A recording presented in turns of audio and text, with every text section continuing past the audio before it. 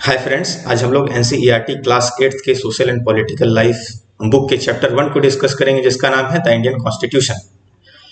इस वीडियो में हम लोग डिस्कस करेंगे कॉन्सेप्ट ऑफ कॉन्स्टिट्यूशन। ये कॉन्स्टिट्यूशन होता क्या है, देन किसी भी कंट्री को कॉन्स्टिट्यूशन की जरूरत क्या पड़ती है, डेमोक्रेटिक कॉन्स्टिट्यूशंस के फीचर क्या है वो भी डिस्कस करेंगे। फिर हमारे इंडियन कॉन्स्टिट्यूशन को बनाने में क्या चैलेंजेस आए वो भी डिस्कस किया जाएगा। इंडियन कॉन्स्टिट्यूशंस के की फीचर्स को बताया जाएगा and then practice question discuss करेंगे। Now let's start. पहला है कॉन्सेप्ट ऑफ कॉन्स्टिट्यूशन। इसको एक्सप्लेन करने के लिए एक फुटबॉल गेम का एग्जांपल लेते हैं कि अगर एक फुटबॉल गेम खेला जा रहा है, उसका एक रूल होता है कि कोई भी प्लेयर अपने हाथ से बॉल को टच नहीं करेगा, अदरवाइज वो फॉल कहलाता है। It is considered a fall except goalkeeper. Goalkeeper उसको टच कर सकता है, तो सबके लिए अलग रूल है। सिमिलरली क्रिकेट में बहुत सारे रूल्स हैं कि अगर बाउंड्री के लाइन बाहर बॉल जाएगा तो 4 होगा, अगर विदाउट ग्राउंड को टच किए हुए जा रहा है तो 6 होगा एंड सो ऑन। बहुत सारे रूल्स हैं, तो हर एक गेम के रूल्स उसको एक दूसरे से डिस्टिंग्विश करते हैं। सिमिलरली हमारी सोसाइटी का भी एक रूल होता है, उसको कॉन्स्टिट्यूटिव रूल कहते हैं।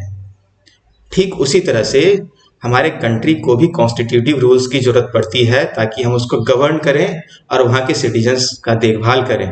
हाँ, in order to govern and take care of citizen, constitution is required. Why does a country need a constitution? हमारे कंट्री को कॉन्स्टिट्यूशन की क्या जरूरत है? इसका पहला जवाब है, it lays down certain ideals that form the basis of the kind of country that we as citizens aspire to live in. तो certain ideals को lay down करता है हमारा कॉन्स्टिट्यूशन। वो डिपिक्ट करता है कि हमारा कंट्री का के सोसाइटी का फंडामेंटल नेचर क्या हो, ये कॉन्स्टिट्यूशन शो करता है। दूसरा है, ये हमारे कंट्री के पॉलिटिकल सिस्टम को दर्शाता है। Nature of countries political system को डिफाइन करता है। जैसे नेपाल है, नेपाल में 1990 से पहले वहाँ मोनार्कियल कॉन्स्टिट्यूशन था, मतलब कि वहाँ पे किंग रूल करते थे, उनका ही डिसीजन को सर्वोपरि माना जाता था। एट प्रेजेंट वहाँ पे अभी डेमोक्रेटिक कॉन्स्टिट्यूशन है, मतलब कि वहाँ अभी लोग खुद से देश को चला रहे हैं, खुद से इलेक्ट करके देश को चला रहे हैं। तो कॉन्स्टिट्यूशन पहले भी था, अभी भी है, मगर पहले पॉलिटिकल सिस्टम अलग था। पहले मोनार्कियल कॉन्स्टिट्यूशन था, अब है डेमोक्रेटिक कॉन्स्टिट्यूशन। तो अब समझ में आ गया कि कंट्रीज पॉलिटिकल सिस्टम को कॉन्स्टिट्यूशन कैसे डिफाइन करता है। Third is, it saves us from ourselves. हमारा कॉन्स्टिट्यूशन हमको ही हमसे बचाता है। कैसे? कभी कभी हम लोग को लगता है कि कोई खास एक्शन सही है, पर वो लार्जर इंटरेस्ट में गलत भी साबित हो सकता है। तो कॉन्स्टिट्यूशन एक ब्रॉड गाइडलाइन सेट करती है जिसमें कि लार्जर इंटरेस्ट पे ध्यान दिया जाए, शॉर्ट टर्म इंटरेस्ट पे ध्यान नहीं दिया जाए और उस पे ध्यान दिया जाए जो कि हमारे लिए अच्छा है। तो कॉन्स्टिट्यूशन उसके लिए गाइड करती है। तो इस तरह से कॉन्स्टिट्यूशन की जरूरत है कंट्रीज को। इसका एक एग्जाम्पल है कि हमको हमसे कैसे बचाता है। तो इसका दो है पहलू कि एक डेमोक्रेसी, एक डिक्टेटरशिप है। कुछ लोग डिक्टेटरशिप को फॉलो करते हैं कि नहीं, उसको अगर डिक्टेटरशिप रहेगा तो लोग आराम से इंडिपेंडेंट होके गवर्न करेंगे, उनके ऊपर कोई सवाल खड़ा नहीं करेगा, तो अच्छे से कंट्री चलेगी। मगर अगर उस आदमी के नीयत, उस लीडर के नीयत में खोट हो तो फिर हमारा देश बर्बाद भी हो सकता है। एग्जाम्पल है हिटलर के एक्शंस ऐसे थे कि वो जर्मनी को लेके डूब गया और वो एक डिक्टेटर था। तो डेमोक्रेसी इज मोर फेवरेबल और कंट्री का कॉन्स्टिट्यूशन ये फेवर करता है। Now features of a democratic constitution. Democratic constitution के फीचर्स क्या है? पहला फीचर है कि डेमोक्रेसी में लीडर को लोग खुद चुनते हैं, वी चूज आवर लीडर्स। दूसरा है, in democratic society the constitution generally lays down rules that guard against misuse of powers by political leaders. Political leaders के पावर जो है, वो लोग जो उसको मिसयूज करते हैं, उससे भी हम लोगों को बचाता है हमारा कॉन्स्टिट्यूशन। तीसरा है कि हमारा कॉन्स्टिट्यूशन इंश्योर करता है, डेमोक्रेटिक कॉन्स्टिट्यूशन इंश्योर करता है कि कोई भी डोमिनेंट ग्रुप किसी भी लेस पावरफुल ग्रुप पे ज्यादती ना करे। Hence it prevents tyranny or domination by the majority of a minority. ये tyranny क्या होता है? tyranny है क्रूअल और अनजस्ट यूज ऑफ पावर, कि कोई भी अगर अनजस्ट यूज पावर का कर रहा है तो उसको प्रिवेंट करता है हमारा डेमोक्रेटिक कॉन्स्टिट्यूशन, और डोमिनेशन को भी प्रिवेंट करता है। डोमिनेशन दो तरह का है, एक है इंटर कम्युनिटी डोमिनेशन, दूसरा है intra community domination. Inter community domination का मतलब कोई एक कम्युनिटी डोमिनेटेड है और दूसरा कम्युनिटी भुगत रहा है। इंट्रा कम्युनिटी में क्या होता है कि कोई एक कम्युनिटी के अंदर ही कुछ लोग डोमिनेट कर रहे हैं, तो इस तरह के डोमिनेशन को प्रिवेंट करता है हमारा constitution. Challenges while making the constitution is the next topic. हमारे इंडियन कॉन्स्टिट्यूशन को बनाने में क्या चैलेंजेस आए, तो पता ही है सबको कि हमारे इंडिया में डाइवर्सिटी है, बहुत सारे कम्युनिटीज़ हैं, रिलीजन है, रीजन है, लैंग्वेज, कास्ट हैं, डिस्ट्रिक्ट कल्चर्स हैं, उन सभी को एक सूत्र में बांधना। कहते हैं ना हम लोग इंडिया के बारे में कि इंडिया यहाँ पे यूनिटी इन डाइवर्सिटी है, ठीक है। तो इसको मेंटेन कौन अभी तक किए रखा है, ये हमारा कॉन्स्टिट्यूशन, कि जितने भी डाइवर्स ग्रुप्स हैं, कल्चर्स हैं, सबको एक सूत्र में बांधना, ये हमारा कॉन्स्टिट्यूशन किया है। और इसको बनाने में बहुत ही चैलेंजेस फेस किया गया था, फिर भी अच्छे से बना दिया गया है। दूसरा चैलेंजेस था कि हमारे कॉन्स्टिट्यूशन बनाने के समय, आज़ादी के जस्ट बाद, बहुत सारे प्रिंसली स्टेट्स थे, उसको भी हम लोगों को अपने देश में मिलाना था, एक सूत्र में बांधना था। तो कॉन्स्टिट्यूशन वो भी गारंटी किया था कि सारे लोग जो है उनका कन्फ्यूजन दूर करके उनको मोटिवेट किया जाए कि वो इंडियन यूनियन में ज्वाइन कर लें। कॉन्स्टिट्यूशन सारे कंसर्न्स को बैलेंस करके रखी थी। तो इतने सारे चैलेंजेस थे, सबको हमारे कॉन्स्टिट्यूशन मेकर्स जो हैं वो ओवरकम किए और एक अच्छे से कॉन्स्टिट्यूशन बना के हम लोगों को दिए। नेक्स्ट इज की फीचर्स ऑफ इंडियन कॉन्स्टिट्यूशन। हमारे कॉन्स्टिट्यूशन का की फीचर्स क्या है? पहला है फेडरलिज्म। फेडरलिज्म क्या है? Existence of more than one level of government in the country, मतलब कि एक ही कंट्री में एक से ज्यादा लेवल ऑफ गवर्नेंस। सेंटर पे सेंट्रल गवर्नमेंट, स्टेट पे स्टेट गवर्नमेंट। इसके लिए क्या है कि अलग एक 7th शेड्यूल भी बना दिया गया है इंडियन कॉन्स्टिट्यूशन में। उसमें 3 लिस्ट है, एक है यूनियन लिस्ट, दूसरा है स्टेट लिस्ट, तीसरा है कंकरेंट लिस्ट। यूनियन लिस्ट में जो जितने भी सब्जेक्ट्स हैं उस पे सेंट्रल गवर्नमेंट लॉ बना सकती है, स्टेट लिस्ट में स्टेट गवर्नमेंट लॉ बनाएगी, और कंकरेंट लिस्ट में दोनों गवर्नमेंट अपने हिसाब से लॉ बना सकती है। तो ये सारा प्रावधान है इसमें। फिर तीसरा है पंचायती राज। पंचायती राज को 37th कॉन्स्टिट्यूशनल अमेंडमेंट से लाया गया था, इसको 3rd ईयर ऑफ गवर्नमेंट भी बोलते हैं। पंचायती राज की जरूरत क्या है कि हर एक एरिया की अलग खासियत होती है, हर एक एरिया के अलग प्रॉब्लम्स होते हैं। अगर हम एक यूनिवर्सल लॉ बना दें, अगर हम अपने कंट्री में कोई भी एक यूनिवर्सल डेवलपमेंट प्लान लेते आए, हो सकता है वो किसी खास एरिया को सूट नहीं करेगी, क्योंकि वहाँ डाइवर्सिटी है, वहाँ पे अलग प्रॉब्लम्स है, अलग रिसोर्स क्रंच है। तो अलग जगह के लिए अलग डेवलपमेंट प्लान होना चाहिए। इसके लिए पंचायती राज सिस्टम को इनकरेज किया गया, पंचायत को भी एम्पावर किया गया, ताकि वो लोग अपने हिसाब से लोकल एरिया में डेवलपमेंट वर्क्स कराएं। तो ये 73rd कॉन्स्टिट्यूशनल अमेंडमेंट से लाया गया था, and it is also a very important part. Second की feature is parliamentary form of government. हमारे इंडियन कॉन्स्टिट्यूशन में पार्लियामेंट्री फॉर्म ऑफ गवर्नमेंट की बात की गई है। इसमें क्या होता है कि रिप्रेजेंटेटिव को इलेक्ट किया जाता है पीपल के द्वारा, और यूनिवर्सल एडल्ट सफरेज है। यूनिवर्सल एडल्ट सफरेज क्या है कि जो भी एडल्ट है, एडल्ट बोले तो क्या 1988 के पहले एडल्ट बोला जाता था, जो कि 21 साल से ज्यादा बड़े हैं। तो 21 साल से जो भी बड़े थे उनको गारंटी था कि वो किसी भी कास्ट, क्रीड, कल्चर के हों, वो लोग सारे लोग वोट दे सकते हैं। मगर 1988 में जब हमारे प्राइम मिनिस्टर राजीव गांधी थे, उन्होंने 61st कॉन्स्टिट्यूशनल अमेंडमेंट एक्ट लाया। उस एक्ट के हिसाब से हमारा वोटिंग एज रिड्यूस कर दिया गया 21 से 18, मतलब कि अब 18 से ज़्यादा जो भी है, बड़ा जो भी है, वो लोग सब लोग वोटिंग कर सकते हैं, अपने रिप्रेजेंटेटिव को चुन सकते हैं। Also every citizen of country can contest election. सारे लोग इलेक्शन भी लड़ सकते हैं, चुनाव भी लड़ सकते हैं, चाहे उनका सोशल बैकग्राउंड कुछ भी हो। Third feature is separation of powers. हमारे कॉन्स्टिट्यूशन के अकॉर्डिंग हमारे स्टेट का 3 ऑर्गन है, legislature, executive and judiciary. Legislature क्या होता है? वहाँ पे हमारे इलेक्टेड रिप्रेजेंटेटिव्स होते हैं, जो भी हम लोग इलेक्ट करते हैं, एमपीज हो गया, एमएलए हो गया। एग्जीक्यूटिव क्या है कि वो सरकार चलाते हैं, और जुडिशियरी सिस्टम ऑफ कोर्ट्स है जिसमें जज लोग रहते हैं। तो लेजिस्लेचर का काम क्या है? लेजिस्लेचर जो भी इलेक्टेड लोग हैं वो लोग कानून बनाते हैं, एग्जीक्यूटिव उस कानून का पालन करते हैं और सरकार चलाते हैं, और जुडिशियरी अगर कोई भी प्रॉब्लम हो किसी को तो कोर्ट में उस प्रॉब्लम्स को, उस डिस्प्यूट को सेटल करते हैं और उसके अकॉर्डिंग ऑर्डर देते हैं। तो इन सबों को अलग अलग पावर है। सबों का पावर डिवाइडेड है। इसका मतलब ये नहीं है कि सबों को एब्सोल्यूट पावर है, सब में चेक्स है। Each organ has a check on the other organs of the state and this ensures the balance of power.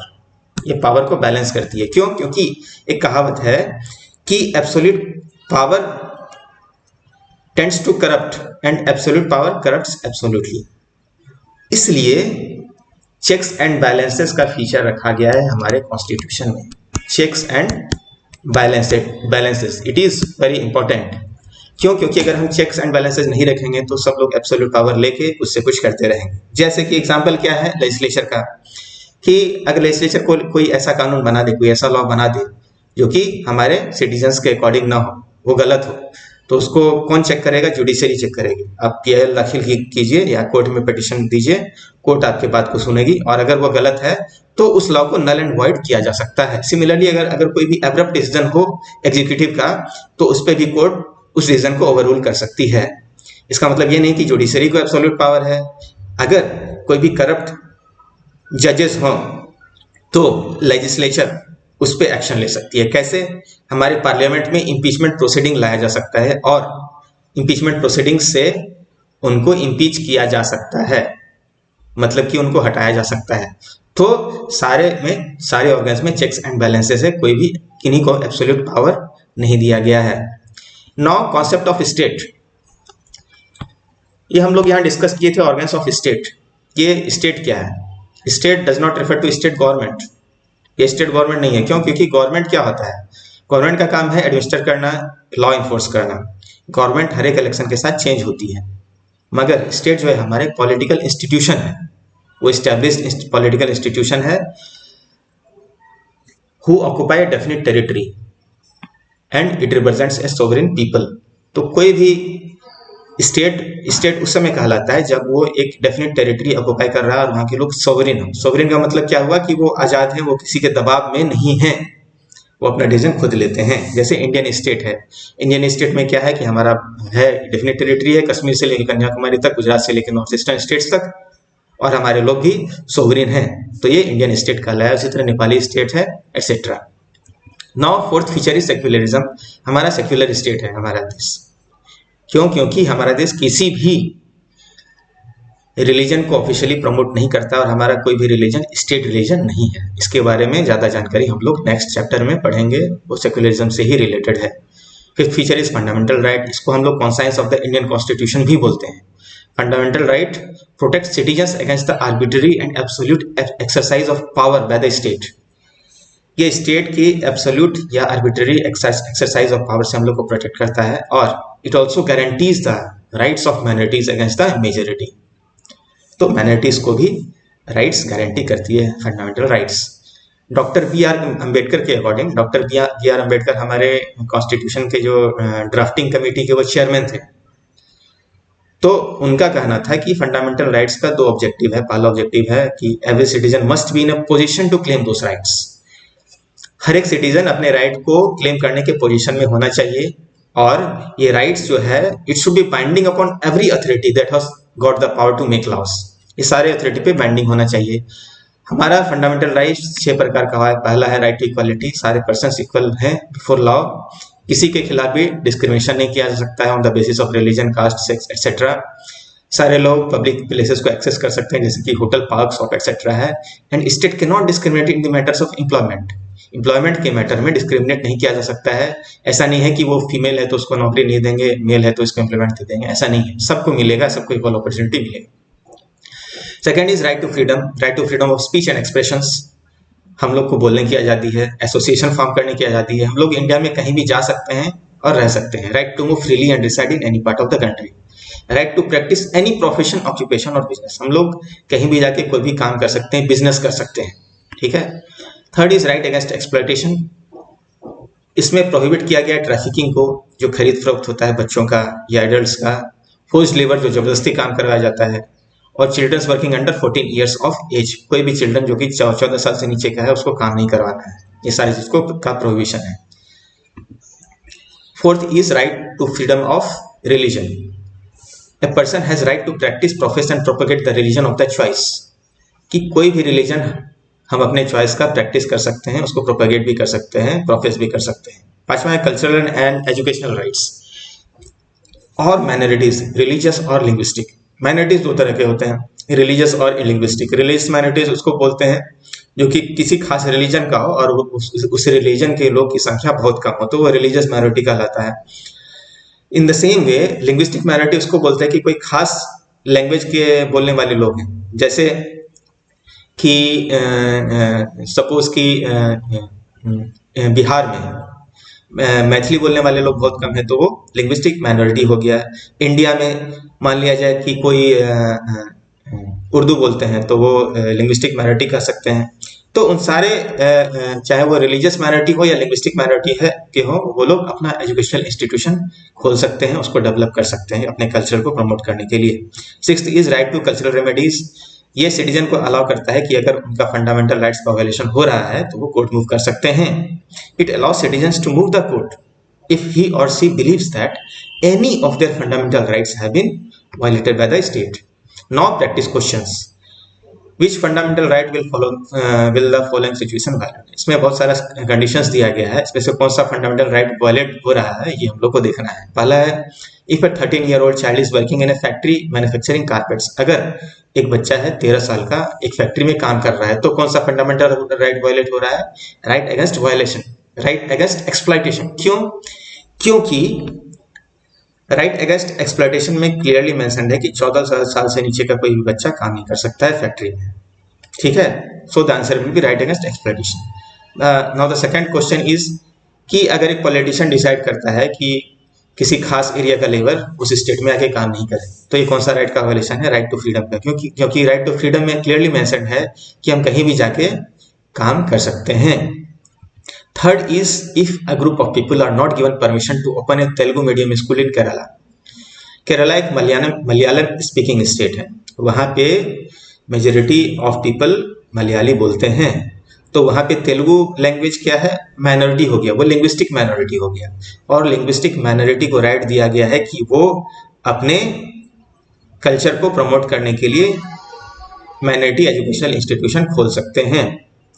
तो अगर उनको खोलने नहीं दिया जा रहा है तो ये कल्चरल एंड एजुकेशनल राइट्स का वायलेशन है। Fourth is if the government decides not to promote an officer of the armed forces because he or she is a, तो जेंडर के हिसाब से हम बायसनेस नहीं कर सकते हैं, हाँ, डिस्क्रिमिनेशन नहीं कर सकते हैं, ये राइट टू इक्वालिटी के खिलाफ है। So the answer will be right to equality. And last, इस चैनल को लाइक शेयर और सब्सक्राइब करें मोर यूजफुल वीडियोस के लिए, और कोई भी डाउट हो उसको ही पूछ सकते हैं, रिजॉल्व कर दिया जाएगा। अगर कोई इंपॉर्टेंट वीडियोस चाहिए कुछ अलग टॉपिक पे तो वो भी रिक्वेस्ट किया जा सकता है। Thank you.